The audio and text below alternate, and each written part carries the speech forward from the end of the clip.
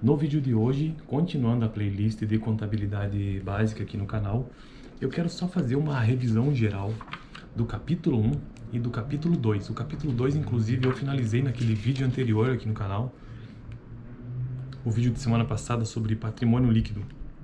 Com aquele vídeo, então, eu finalizei o capítulo 1 e o capítulo 2 desse livro, que é o livro-texto que a gente está usando como base dessa playlist.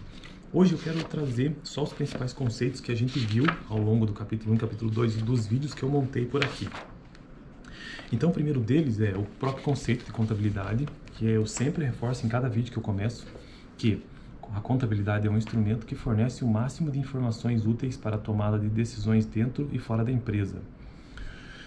Vou repetir, a contabilidade é um instrumento que fornece o máximo de informações úteis para a tomada de decisões dentro e fora da empresa. Uma empresa sem boa contabilidade é como um barco em alto mar sem bússola, totalmente à deriva. Nesse vídeo de hoje eu estou falando um pouquinho mais baixo porque tem um pessoal que está estudando bem perto de mim aqui e eu estou na biblioteca, né? Geralmente esse horário quase não tem ninguém na biblioteca, mas hoje tem algumas pessoas, então estou respeitando o espaço deles aí também, né? Para quem que a contabilidade é mantida? Para pessoa física e pessoa jurídica. Pessoa física é uma pessoa natural, é todo ser humano. A pessoa jurídica é a união de indivíduos que, através de um contrato reconhecido por lei, firmam uma nova pessoa. Os pilares da contabilidade, eu fiz um vídeo específico sobre isso aqui no canal. Quais são os pilares e os dois pilares básicos da teoria contábil é o pilar da entidade contábil e o pilar da continuidade contábil. O pilar da continuidade contábil refere-se à entidade que está funcionando com prazo indeterminado, algo em andamento, não está em fase de extinção ou liquidação. Então ninguém abre uma empresa para fechar, então, qualquer pessoa abre uma empresa para continuar, por isso que é o pilar da continuidade. E o segundo pilar da contabilidade é o princípio da entidade. O que é entidade contábil?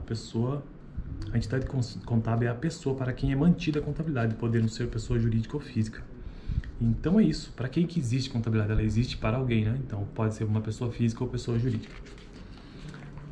Então esses foram os conceitos básicos do capítulo 1. E já falando sobre o capítulo 2, que foram aqueles temas que eu tratei nos últimos vídeos aqui do canal, vamos fazer uma revisão geral do que seja patrimônio. E esse capítulo abordou o conceito de bens, o conceito de direitos, o conceito de obrigações e o conceito de patrimônio líquido. De acordo com esse autor, que é o José Carlos Marion, gosto muito dele, o termo patrimônio significa, a princípio, conjunto de bens pertencentes a uma pessoa ou uma empresa. Compõe-se também de valores a receber ou dinheiro a receber, por isso em contabilidade esses valores a receber são denominados direitos a receber ou simplesmente direitos. Em contabilidade, a palavra patrimônio tem sentido amplo. Por um lado, significa o conjunto de bens e direitos pertencentes a uma pessoa ou uma empresa, ou seja, uma pessoa física ou uma pessoa jurídica, e por outro lado, inclui as obrigações a serem pagas. Então esse é o conceito geral do que seja patrimônio. Fiz um vídeo só sobre isso. Agora sobre bens. Vamos relembrar o que são os bens. Entende-se por bens as coisas úteis, capazes de satisfazer as necessidades das pessoas e das empresas. E aí, nesse capítulo, ele faz aquela divisão de que os bens eles podem ser tangíveis, intangíveis, móveis e imóveis. E os exemplos disso que ele traz no capítulo é, por exemplo, um bem tangível: edifício, móveis, utensílios, os veículos, os terrenos.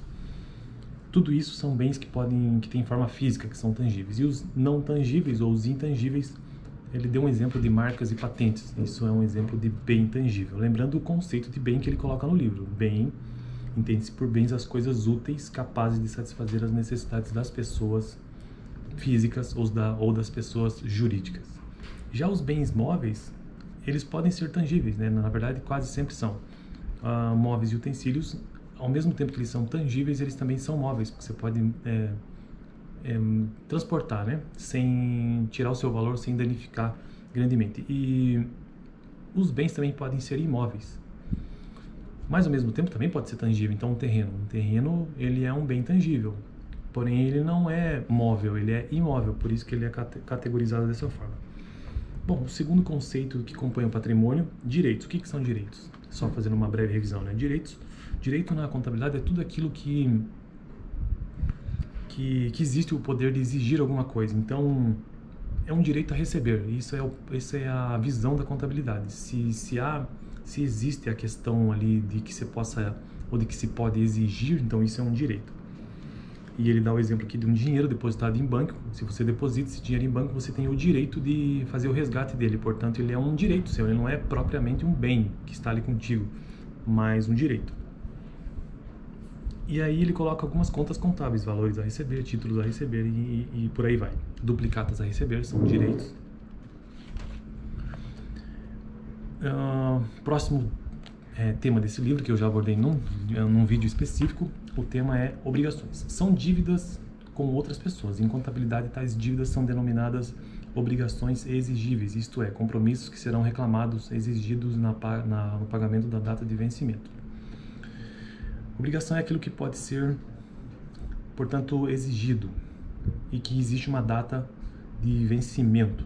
Então, obrigações nada mais são do que contas, né? Do que débitos, do que não débitos. É que débitos na contabilidade a gente tem outro sentido, a gente vai ver mais pra frente. Mas são contas mesmo, né? São obrigações, são coisas a pagar, né? E aqui ele dá o exemplo de algumas contas, por exemplo, fornecedores, empréstimos a pagar, salários a pagar, financiamento, impostos a pagar. Tudo aquilo que precisa ser pago de alguma maneira são obrigações. E aí ele fala aquilo que foi convencionado na contabilidade. Geralmente se coloca do lado direito, que para você está aparecendo do lado esquerdo, mas aqui é o meu lado direito. Se convencionou organizar contabilmente os bens e direitos do lado direito e do lado esquerdo as obrigações. Mas que ele diz no livro isso, que em alguns países isso é diferente, não é exatamente assim. E por fim, finalizando o capítulo 2, o conceito do que seja patrimônio líquido, que nada mais é do que a diferença, portanto, entre a soma de bens e direitos menos obrigações. O resultado dessa equação, o resultado dessa conta, então, é o patrimônio líquido.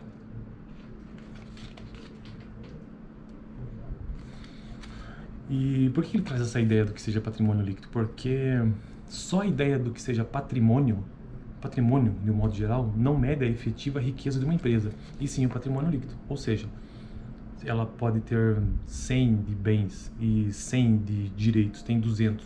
E se ela tiver 250 de obrigação, na verdade, o patrimônio líquido dela é negativo.